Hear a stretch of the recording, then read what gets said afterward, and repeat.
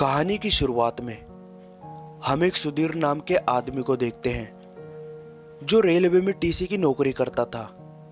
लेकिन वो अपनी नौकरी से खुश नहीं था क्योंकि वो अपनी बीवी बच्चों की जरूरतों को पूरा नहीं कर पा रहा था। इसलिए वो काफी दुखी रहता था। लेकिन सुधीर की बीवी उसकी कम कमाई में भी बहुत खुश थी। जब रात को सुधीर नौकरी पर जाता है तो वो ट्रेन में सबके टिकट चेक करता है और तभी उसी चलती ट्रेन में एक अघोरी बाबा भी चढ़ जाता है। जब सुधीर उससे पूछता है कि बाबा आपकी टिकट कहाँ है, लेकिन उस बाबा के पास टिकट ना होने की वजह से सुधीर उससे कहता है मुझे आपको अगले स्टेशन पर उतारना होगा। लेकिन वो बाबा अपनी शक्ति से सुधीर को अपने वश में कर लेता है। उसके बाद सुधीर बाबा को अपनी परेशानी के बारे में बताने लगता है। सारी बातें सुनने के बाद बाबा सुधीर से कहता है मेरे पास तेरी परेशानी का हल है बेटा, जिसके बाद तू अपनी जिंदगी में माला माल हो जाएगा। जो चाहेगा वो चीज तेरी होगी। उसके बाद बाबा उसे अपने स्थान के बारे में बताता है और कहता है 10 दिन के बाद अमावस्या है, तू मेरे स्थान पर आ जाना और हाँ, रात के 12 बजे के बाद ही आना। ऐसी साधना करूँगा कि तू कभी भी परेशान नहीं होगा अपनी जिंदगी में किसी भी चीज के लिए। और 10 दिन के बाद वो अमावस्या की रात भी आ जाती है और सुधीर बाबा के स्थान पर पहुंच जाता है जहां बाबा अपनी तंत्र मंत्र की पूजा में मगन था। वो बाबा सुधीर को देखता है और कहता है अरे आ गया बेटा तू, आप बैठ। अब मैं तेरे लिए करण पिशाचनी की साधना करूंगा जो तुझे माला माल कर देगी। जो तू कहेगा वही होगा और वो हमेशा तेरे साथ रहेगी और तुझे लोगों के भविष्य के बारे में भी बताएगी, जिससे तू लोगों को उनके राज बता के उनसे बहुत पैसा कमा पाएगा। आ बैठ। जैसे मैं मंत्र पढ़ूंगा वैसे ही तू भी उन मंत्रों को दोहराना। और कुछ देर के बाद वहां एक साया सुधीर की तरफ आता है जो कोई और नहीं बल्कि कर्ण पिशाचनी थी। और वो इतनी खूबसूरत होती है कि सुधीर उसे देखता का देखता ही रह जाता है। फिर बाबा सुधीर को पिशाचनी के गले में कड़माड़ा डालने को कहता है जो किसी मरे हुए इंसान की हड्डी से बनी थी। जब सुधीर उसे माला पहनाता है तभी वो पिशाचनी सुधीर के आगे 3 शर्त रखती है और कहती है पहली शर्त, कभी भी मुझे अनसुना नहीं करोगे। अगर ऐसा हुआ तो मैं तुम्हें बर्बाद कर दूंगी, सब कुछ लट जाएगा तुम्हारा। और दूसरी शर्त, अपनी पत्नी की तरह मुझे ही प्यार करोगे हमेशा, जब भी मैं चाहूंगी। आखिरी तीसरी शर्त, मेरे बारे में किसी को भी कुछ नहीं बताओगे और मुझे कभी भी अकेला छोड़ के नहीं जाओगे। सुधीर उसकी तीनों शर्तें मान के उसे माला पहना देता है और उसे अपनी बना लेता है। तब से वो पिशाचनी सुधीर के साथ रहने लगी, पर वो उसे ही दिखाई देती थी। जब एक रात कुछ लोग मैच पर सट्टा लगा रहे थे तभी पिशाचनी सुधीर के कानों में कहती है कि आखिरी बॉल में ये टीम मैच जीत रही है। और सुधीर उन लोगों को ये बात बता देता है और उनसे आधा हिस्सा लेने की बात बोलता है। वो लोग देने के लिए राजी हो जाते हैं और मैच में वैसा ही होता है जैसा सुधीर ने सोचा था।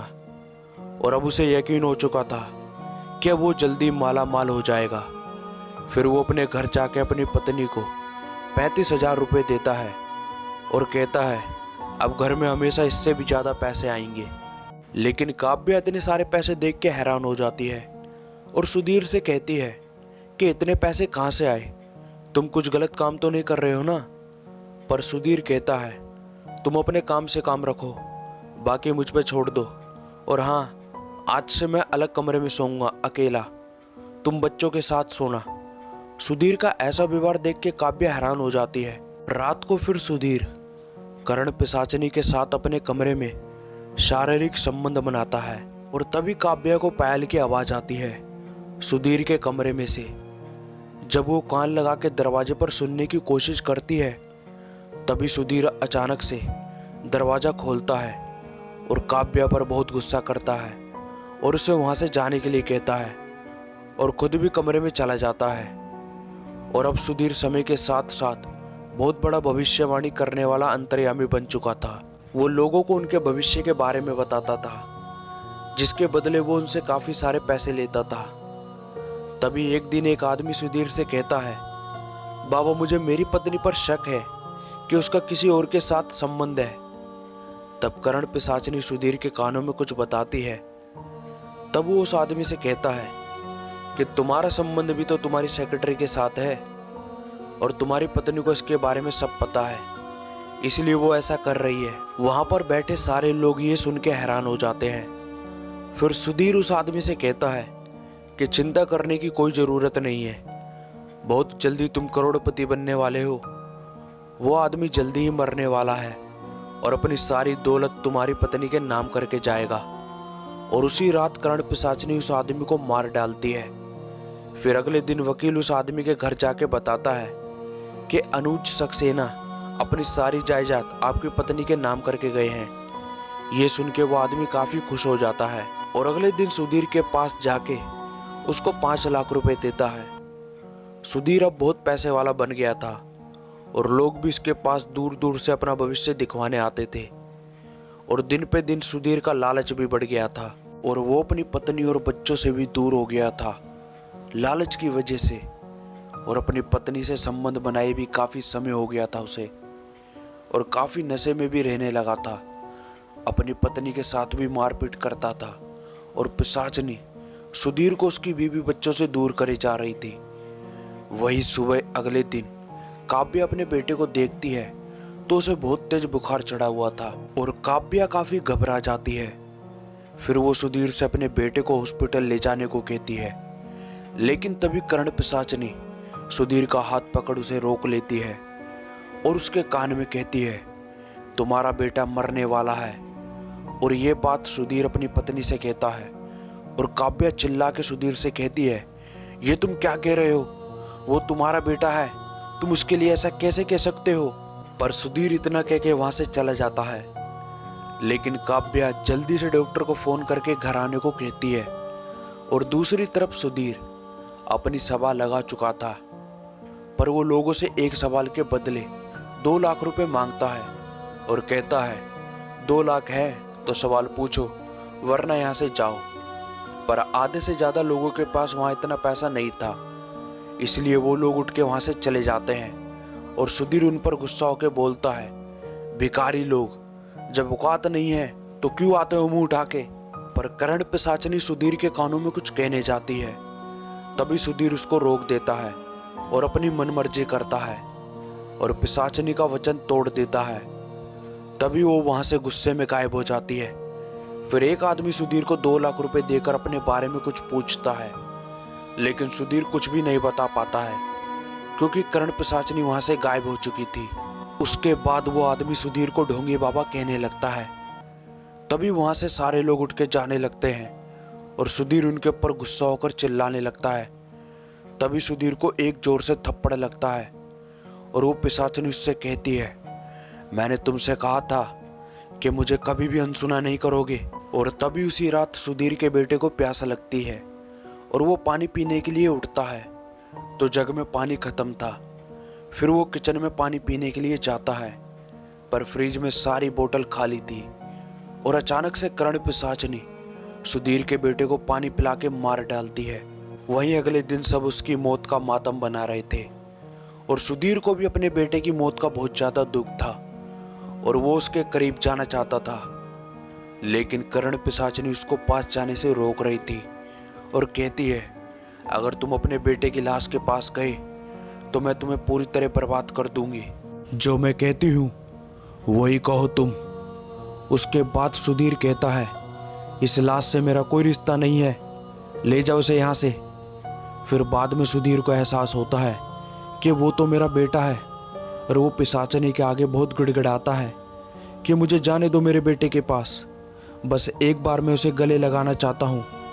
लेकिन वो नहीं जाने देती है और सुधीर को शक होने लगता है कि पिशाचनी ने ही उसके बेटे को मारा है।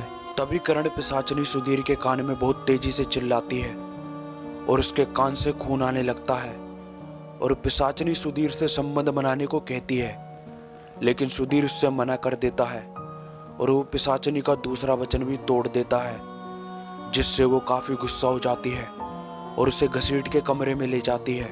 और अब दिन पे दिन सुधीर की हालत भी खराब होने लगी थी।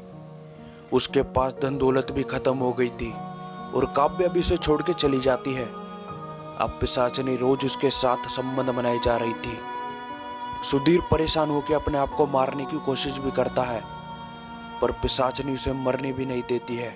और दूसरी तरफ काव्या सुधीर से अब भी प्यार करती थी, उसी के बारे में सोचती रहती थी, लेकिन उसे सच्चाई के बारे में कुछ भी मालूम नहीं था। जब एक दिन काव्या ने अपनी आंखों से सुधीर की बिगड़ती हालत को देखा तो उसने अपने मन में ठान लिया कि वो सुधीर को इस नर्क से बचा के रहेगी। काव्या फिर एक बाबा के पास जाती है, जहां उसे बाबा बताता है कि सुधीर के ऊपर एक पिशाचनी का काला साया है और उससे पीछा छुड़ाने का राज भी बताया था। लेकिन उसमें सुधीर और काव्या की जान को खतरा भी था, पर काव्या पीछे नहीं हटती है और वो रात में सुधीर के घर चली जाती है। दरवाजा अंदर से बंद होता है, पर वो कांच तोड़ के दरवाजा खोल लेती है। फिर वो घर के अंदर आती है तो उसे आते ही पिशाचनी का काला साया दिखाई देता है और वो सुधीर के कमरे में जाती है तो सुधीर नशे की हालत में पड़ा हुआ था और वो सुधीर को बाहर ले जाने की कोशिश करती है, लेकिन सुधीर कहता है कि वो पिशाचनी हमें नहीं जाने देगी। जब वो पिशाचनी उसे पकड़ने की कोशिश करती है तो उसे एकदम से झटका लगता है, क्योंकि काव्या के गले में एक रुद्राक्ष की माला थी जो उसे उस बाबा ने दी थी। और वो सुधीर से कहती है कि तुम भरोसा रखो, सब ठीक हो जाएगा। और वो सुधीर के कानों में नरसिंह भगवान का मंत्र पढ़ने लगती है और दूसरी तरफ से पिशाचनी उसके कानों में बहुत तेजी से चिल्लाती है और वो एकदम से तड़पने लगता है। तभी काव्या नरसिंह भगवान की मूर्ति रखकर उनकी पूजा करने लगती है और मंत्र पढ़ने लगती है, जिससे वो पिशाचनी तड़पने लगती है। लेकिन वो अपनी शक्ति से सुधीर को नुकसान पहुंचाने की कोशिश करती है। फिर काव्या को बाबा की बात याद आती है कि उस पिशाचनी का अंत नरसिंह भगवान के आगे जल रहे दिए से होगा। काव्या वो दिया हाथ में ले लेती है और सुधीर से पूछती है कि वो पिशाचनी कहाँ है। सुधीर उसे इशारा करके बता देता है। काव्या वो दिया उसकी तरफ गिर देती है और वो पिशाचनी जल के भस्म हो जाती है और सुधीर की जान बच जाती है।